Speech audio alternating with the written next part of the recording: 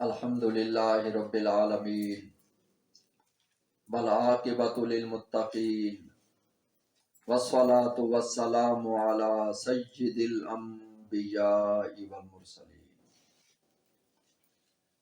اما بعد فاعوذ باللہ من الشیطان الرجیم بسم اللہ الرحمن الرحیم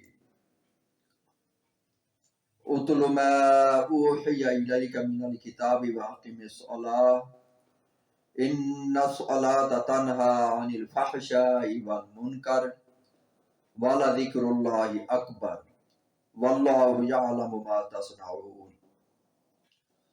آمنت باللہ صدق اللہ مولانا العظیم وصدق رسولہ النبی الکریم الامین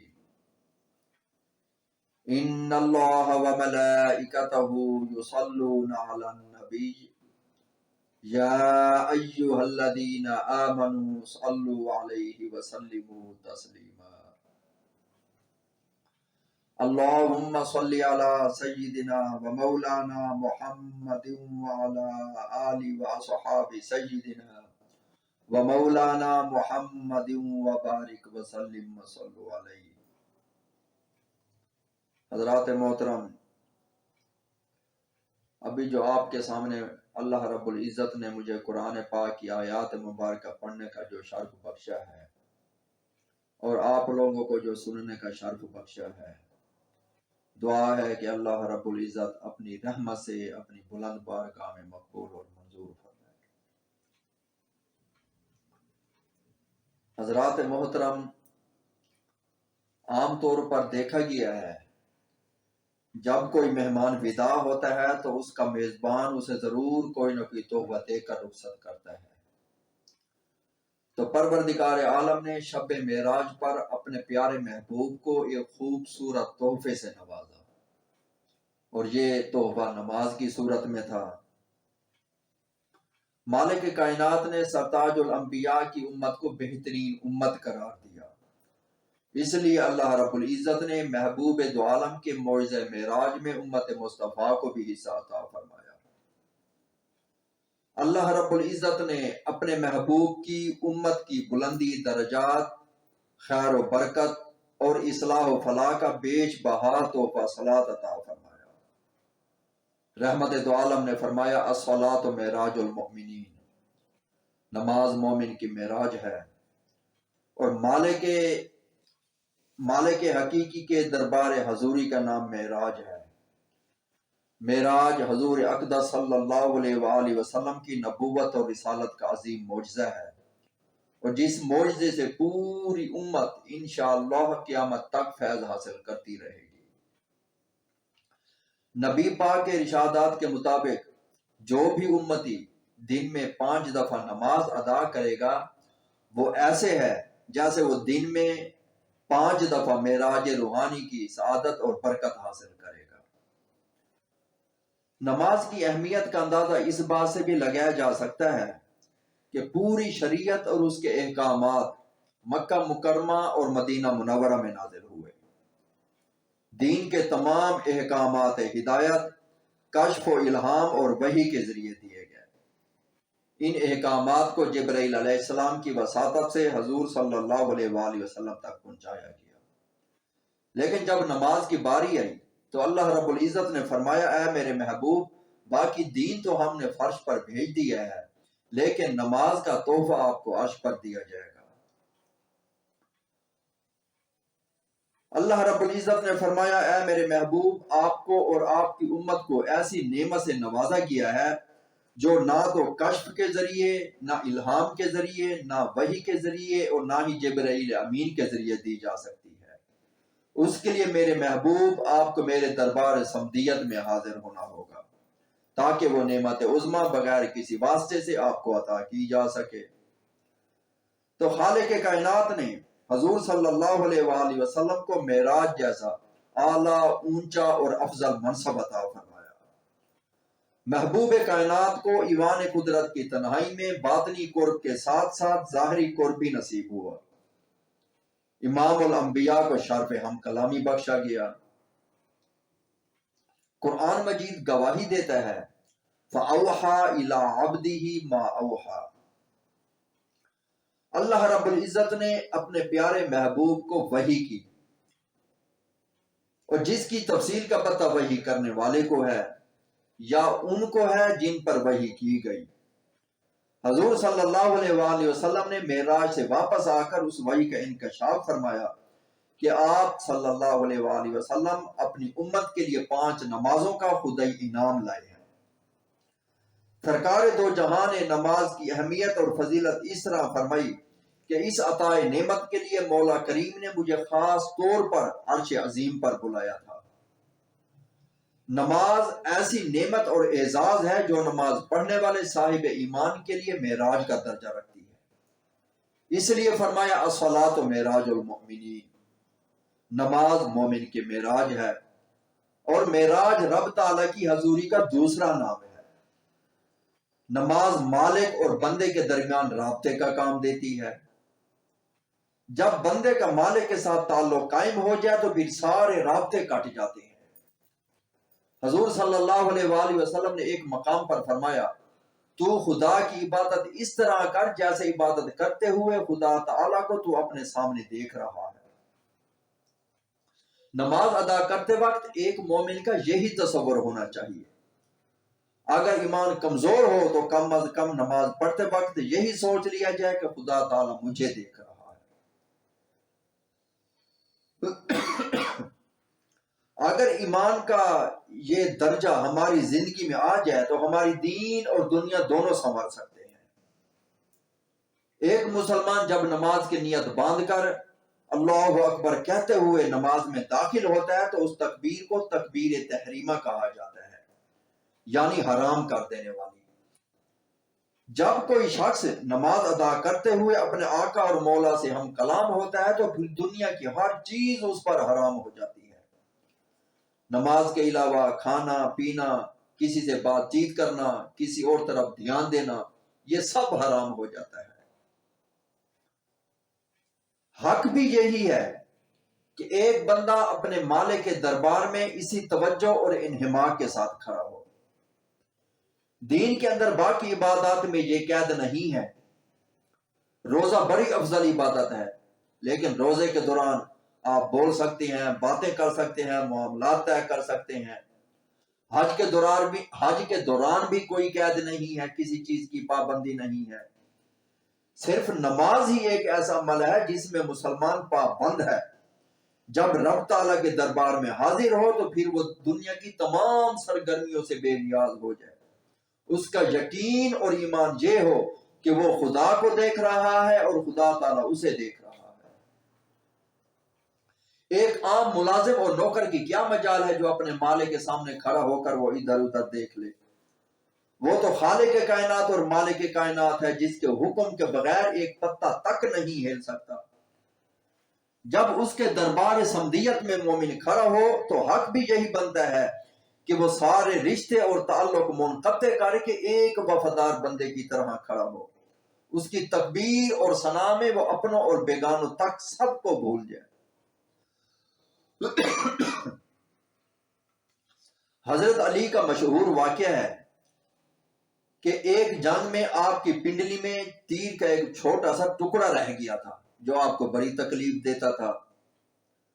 ایک دن جراح کو بلایا گیا تاکہ تیر کا ٹکڑا نکال لیا جائے، لیکن آپریشن شروع ہوتے ہی حضرت علی نے درد کی بنا پر اس جراح کو روک دیا۔ ابھی وہ جراح موجود ہی تھا کہ نماز کا وقت ہو گیا۔ حضرت علی اٹھے اور نہایت توجہ اور انہماک کے ساتھ وہ نماز میں مشغول ہو گئے۔ صحابہ نے اس موقع کو غنیمت جانا، انہوں نے فوراً جراح کو حکم دیا صحابہ نے کہ اب جو ہے حضرت علی وہ نماز میں مشغول اور مصروف ہو گئے ہیں، اس لیے فوراً جو ہے ان کے وہ تیر کا ٹکڑا جو ہے وہ نکال لیا جائے۔ تو جراح نے آپریشن کر کے اپنا عمل مکمل کیا اور پنڈلی مبارک پر پٹی باندھ دی گئی۔ حضرت علی جب نماز سے فارغ ہوئے اور انہوں نے صف کو خون آلودہ دیکھا تو وجہ پوچھی تو صحابہ نے کہا کہ آپ کی پنڈلی کا آپریشن کر کے تیر کا ٹکڑا نکال لیا گیا ہے۔ سبحان اللہ، یہ نماز تھی۔ حضرت علی نے فرمایا قسم ہے اس پروردگار عالم کی جس کے قبضہ قدرت میں علی اور مرتضیٰ کی جان ہے، مجھے اس آپریشن کی ذرہ برابر بھی خبر نہیں ہوئی۔ یہ صحابہ کی نماز تھی۔ جب بندے اور مالک کا اس طرح کنیکشن مل جائے تو پھر اسے دنیا اور مافیا کی کوئی خبر ہی نہیں رہتی۔ آج ہمیں اپنی نمازوں میں اس لیے لطف محسوس نہیں ہوتا کہ ہماری تو اللہ تعالیٰ کے ساتھ لائن ہی نہیں ملتی۔ ہم نماز پڑھ رہے ہوتے ہیں اور دنیاوی معاملات بھی طے کر رہے ہوتے ہیں۔ نماز کے دوران ہمارا خیال دکان میں ہوتا ہے یا نوکری اور ملازمت میں ہوتا ہے۔ رسول مقبول کا فرمان اقدس ہے کہ تو اللہ کی عبادت اس طرح کر جیسے عبادت کرتے ہوئے خدا تعالیٰ کو تو اپنے سامنے دیکھ رہا ہے۔ اور نماز مومن کی معراج ہے کا مقام اس وقت سمجھ میں آئے گا جب نماز کے اندر خشوع و خضوع، ذوق اور شوق بڑھتا چلا جائے گا، توحید الہی اور رضا الہی پر یقین اور ایمان پختہ ہوگا۔ آپ نے دیکھا ہوگا جب نمازی نماز ختم کرتا ہے تو وہ اپنے دائیں طرف السلام علیکم ورحمۃ اللہ اور بائیں طرف بھی السلام علیکم ورحمۃ اللہ کہتا ہے۔ حدیث شریف میں آیا ہے جب مسلمان اکیلا نماز پڑھے تو وہ سلام پھیرتے وقت اپنے دائیں اور بائیں طرف کے فرشتوں کو سلام کہے۔ جب وہ جماعت کے ساتھ نماز ادا کرے تو وہ جب وہ جماعت کے ساتھ جو ہے وہ نماز ادا کرے تو وہ اپنے دائیں اور بائیں طرف جو ہے فرشتوں کے ساتھ ساتھ وہ نمازیوں کو بھی سلام کہے۔ بزرگوں نے یہ نکتہ اس طرح بیان فرمایا ہے کہ شریعت میں سلام کرنے کے مختلف انداز ہیں۔ مثلا کھڑا ہوا شخص بیٹھے کو سلام کرے، اور باہر سے آنے والا جو مسافر ہے وہ پہلے سے موجود لوگوں کو سلام کرے۔ ایسے ہی جب نمازی نماز میں مشغول ہوتا ہے وہ دراصل معراج روحانی پر ہوتا ہے۔ یہی وجہ ہے کہ وہ تکبیر تحریمہ کے ساتھ ہی اس کا دنیا سے رابطہ کٹ جاتا ہے۔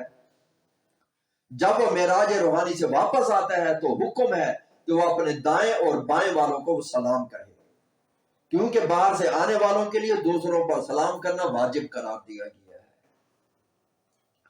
نماز کی اہمیت کا اندازہ اس بات سے بھی لگایا جا سکتا ہے کہ اس اہم فریضے کا ذکر قرآن مجید میں 700 دفعہ کیا گیا ہے، اور تقریباً قرآن مجید میں 700 دفعہ نماز کا ذکر کیا گیا ہے، اور 100 دفعہ قرآن مجید میں نماز پڑھنے کا حکم دیا گیا ہے۔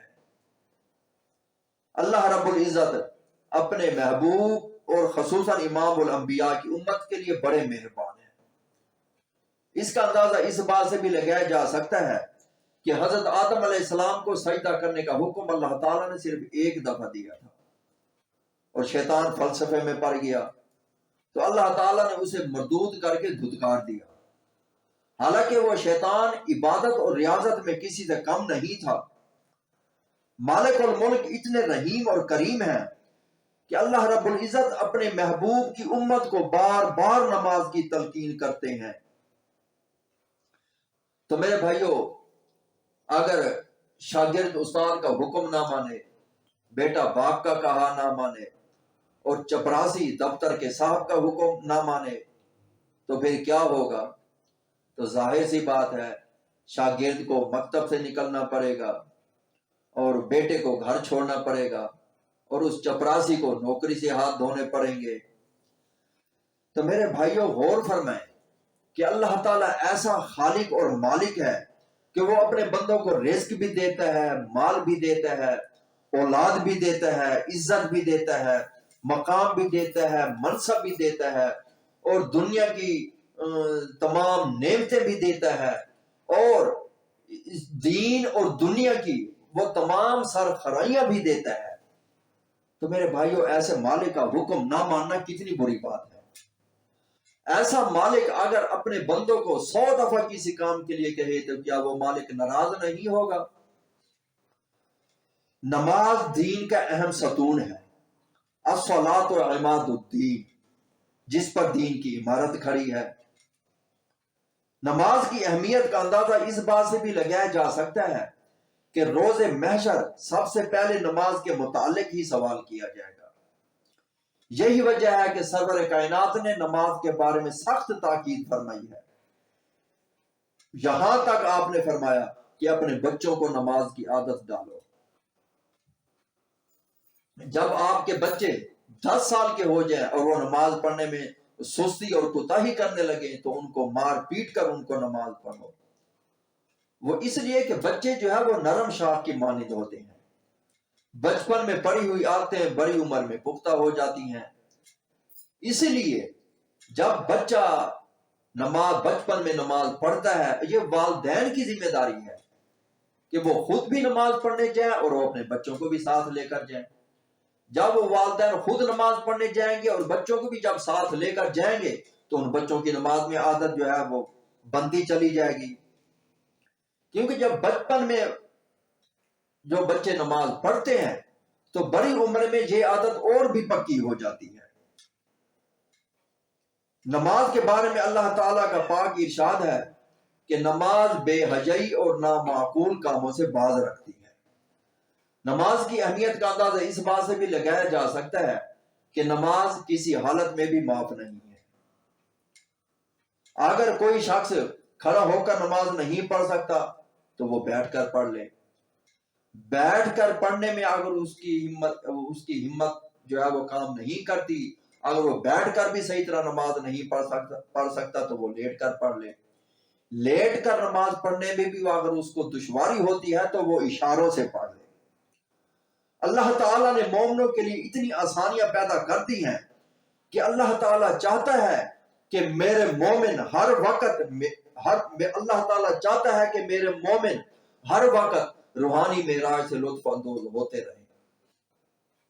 حضور پاک علیہ الصلوۃ والسلام کا فرمان اقدس ہے کہ قرۃ عینی فی الصلاۃ، فرمایا آپ صلی اللہ علیہ وآلہ وسلم نے فرمایا میرے آنکھوں کی ٹھنڈک نماز میں ہے۔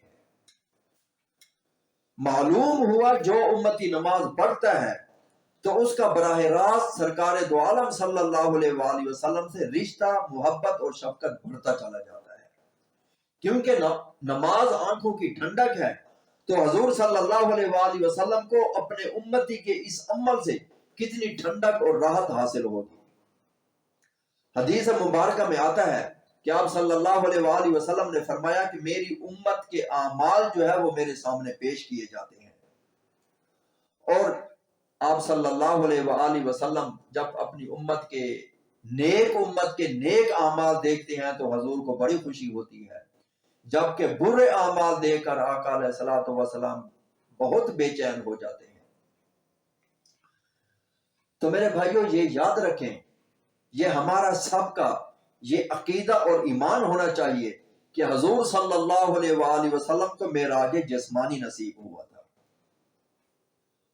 آج کل کچھ لوگ اسلام پیش کرنے والے، یعنی بعض لوگ، زیادہ نہیں ہیں، چند ایک لوگ معراج جسمانی کو معراج روحانی قرار دیتے ہیں۔ اگر حضور صلی اللہ علیہ وآلہ وسلم کو معراج روحانی یا خواب میں ہوتا تو مشرکین مکہ وہ اتنا طوفان کھڑا نہ کرتے، نہ ہی وہ آپ کے ساتھ بدتمیزی کرتے، نہ ہی وہ اس واقعے کو اہمیت دیتے، اور نہ ہی وہ آپ صلی اللہ علیہ وآلہ وسلم سے بیت المقدس کے بارے میں سوالات کرتے، کیونکہ اس وقت اصل تنازع کی جو وجہ تھی وہ روحانی معراج کی نہیں تھی، بلکہ اس وقت اصل تنازع کی جو وجہ تھی وہ معراج جسمانی تھا، کیونکہ حالت خواب میں تو یہود و نصارہ بھی بہت کچھ دیکھ لیا کرتے تھے۔ خواب یا معراج جو ہے یہ روحانی معجزے میں شمار نہیں ہوتا، جبکہ ہمارا عقیدہ ہے کہ حضور صلی اللہ علیہ وآلہ وسلم کا معراج ایک عظیم الشان معجزہ تھا جو قدرت خداوندی اور اس کی کبریائی کا شاہکار تھا۔ ایک حدیث مبارکہ ہے، بلکہ حدیث قدسی ہے، اکثر ہمارے علماء اس حدیث پاک کو بیان کرتے ہیں کہ اللہ رب العزت نے فرمایا اے میرے محبوب اگر میں تجھے پیدا نہ کرتا تو یہ زمین اور آسمان کچھ بھی پیدا نہ کرتا۔ اب میرے بھائیوں، جو چیز جس کے لیے بنائی جاتی ہے تو اسے وہ چیز دکھائی بھی ضرور جاتی ہے، تو جب وہ چیز دکھائی جاتی ہے تو موقع محل کی نسبت سے دکھائی جاتی ہے۔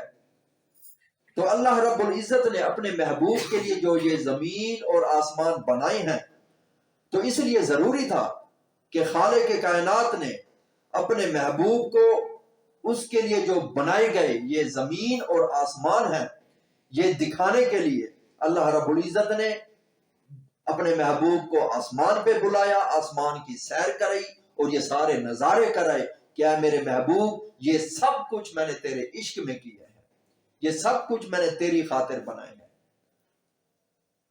تو میرے بھائیو، دعا ہے کہ اللہ رب العزت اپنی رحمت سے ہم سب کو اپنے پیارے محبوب کا پکا اور سچا غلام بنائے، اور اپنی رحمت سے اللہ رب العزت ہم سب کو اپنے پیارے محبوب کی پیاری پیاری سیرت مبارکہ پہ عمل کرنے والا بنائے۔ وآخر دعوانا ان الحمد للہ رب العالمین۔